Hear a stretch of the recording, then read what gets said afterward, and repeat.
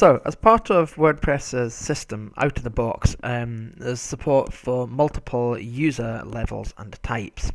Typically, with a simple site, we'll just use administrators and allow other users to view the site without logging in. But sometimes we'll use more complex roles and methods. So we'll have a very quick look over here and show you how to add a new user. You can see we've got one user set up on this site already, which is underneath in the dashboard of the site and under users.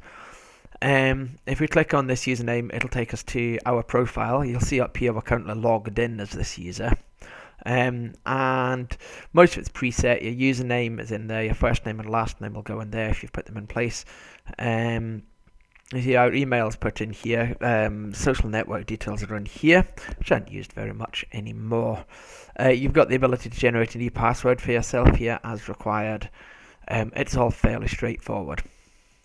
If you go into all users though, we'll have a look at adding a new one, and that's really simple. You just need to click on add new either up here or to the link on the left. This will take us to a blank user form. We'll put a username in here of test user, an email address of, we'll just put this up to mine, first name of test and last name of user.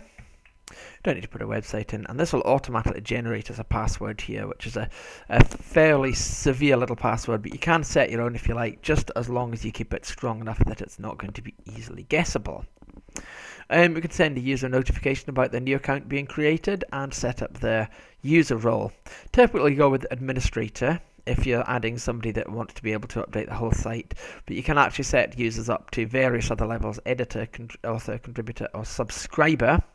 Under these roles, people have different abilities. So if you want people, for example, to be able to edit and delete posts, but not add new posts, you could put them in as a contributor.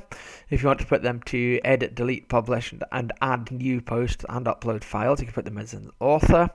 You can put an editor in, which is given a number of roles in terms of content on the site, but a full administrator has the ability to do all this, plus add new plugins, delete plugins, remove themes, basically run the entire site. And you'll see there's a number of options that an administrator has over everyone else. So in this case, we'll add myself as a new administrator. Just click on add new user when you're done, and it'll add me to the system. It should send me an email as well. So you can see there's now 2 users on here. Here's my details. Here's the number of posts I've published in terms of blog posts. We're not actually going to need this user at all, and you can see I've got a new email just in here, which will be my username and password that's sent through. Don't actually need to keep this, so we'll just hit on delete the user, and it'll ask you to confirm the deletion. If a user has any posts attached to them, it'll ask if you want to reassign these to anyone else, but in this case I've not published any content, so I'll just click on confirm deletion. And we're back down just to a single account as previous.